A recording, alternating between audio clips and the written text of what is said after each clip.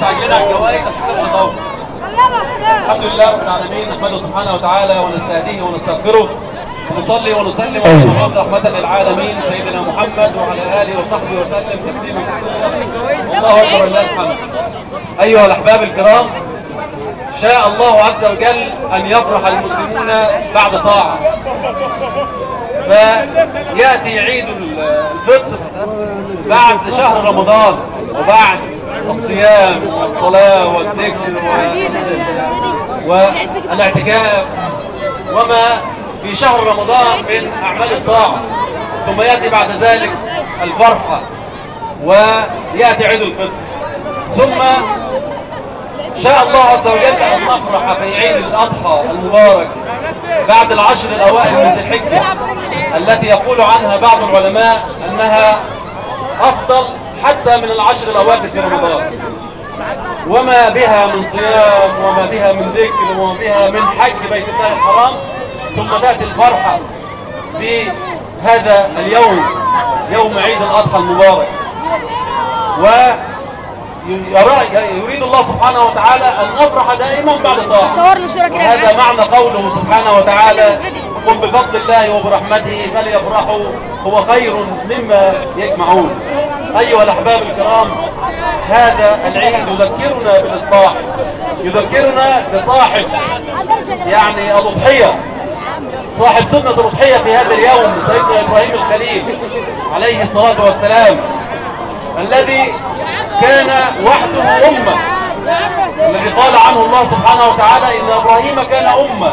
فتعلمون لماذا كان إبراهيم أمة؟ لأنه كان وحده يقاوم الظلم والفساد. كان هذا الملك في عهد سيدنا إبراهيم ملك ظالم فاسد، وكان لا يقف أمامه ولا يحاربه إلا سيدنا إبراهيم عليه السلام.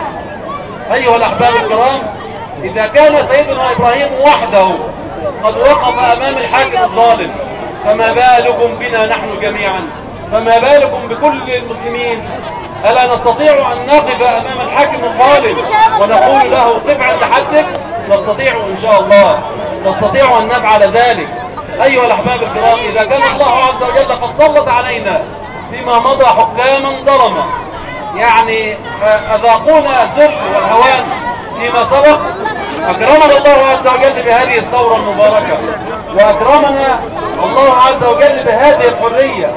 لذلك يقول الله عز وجل لنا: الأمر الآن بيدكم، أوكلتكم في هذا الأمر.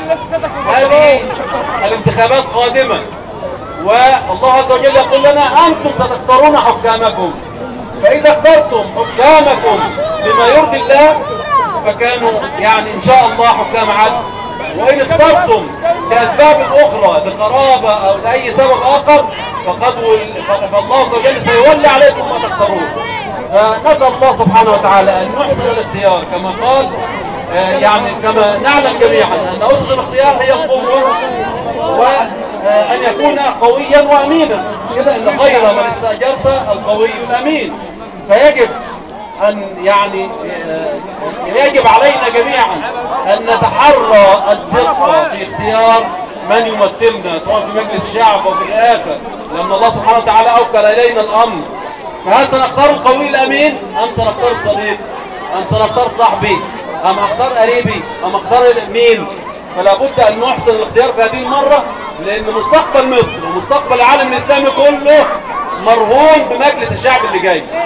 سيوضع الدستور وتوضع القوانين التي تحكم مصر ل100 عام قادمة، فاحسنوا الاختيار في هذه المرة، ولا يعني نضع مجالا أبدا للمجاملات.